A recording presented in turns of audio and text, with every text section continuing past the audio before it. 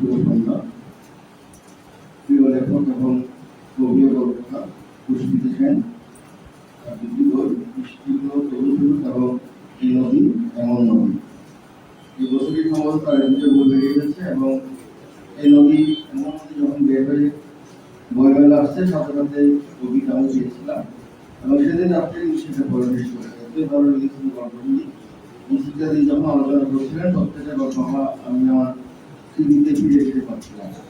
মরণ যখন বইমেলা হয়েছিল দ্বিতীয় থেকে সেখানে আমি আমার নাম শুনেছি, তাকে অভিনন্দন জানাই এবং তিনি যে চমক দিয়েছেন ওনার কবি বই জানতাম, ওনার কবিতার বই দেখেছি সেই বৃষ্টিগুলো কবিতারূপ এটিকে ওনার গল্পের বই অভিভূত হয়েছে এবং আজকে যাবত একজন আশাবাদ ব্যক্ত করছে সমস্ত ইত্যাদি যে উনি যেন উপনীত চলেন। সেটা আমারও দাবি যে শুধু একটা ক্যানভাস নিয়ে থাকতে হবে না, আমরা কবি মানে শুধু কবিতা লিখতে বা কবি আমাদের বিশ্ব কবি বলি বা কবি বলি শুধু কবি না।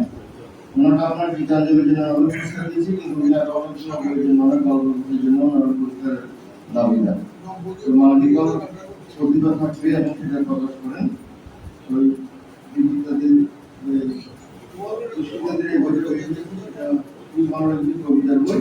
এটার মধ্যটা কাটতে না কাটতে আমার এই নদী এমন নদী এটা খুবই চমৎকার একটা প্রকাশনা হয়েছিল। এটা আমার কাছে পাওয়ার সাথে সেদিনে আমি রাতের মধ্যে বাসায় গিয়ে পড়েছি এবং খুব ভালো লেগেছে। সেদিকে তখনও অভিনন্দন জানিয়েছি। বইমেলা আমার প্রায় পুরো সময়টা একসাথে ছিলাম এবং সারাদিন পর্যন্ত একসাথে ছিলাম। এখন আজকে যে একাডেমিতে তার বইয়ের প্রকাশনা শুরু হচ্ছে, এটা আমার খুবই ভালো লাগছে যে এই কাজটা এখানে হচ্ছে এবং দিদিকে বলবো যে আপনি লেখালেখিটা চালিয়ে যাবেন, ভালোভাবে চালিয়ে যাবেন এবং এমন একজন মানুষ দাদা যিনি তো তাকে নিয়ে আমরা অভিনন্দন জানিয়েছিলাম।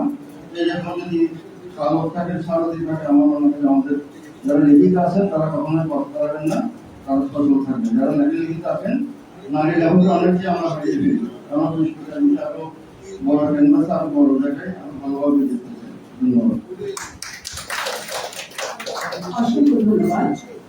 দূরত্বটা বাড়তেই থাকে, খাদ বাড়ির নাগাল পায় না তার, এখন কেবল তাকিয়ে থাকি একাকী নির্বিকার। পুষ্পিতাদি মোটেই একাকী নয়, আমরা সবাই আছি তার সাথে।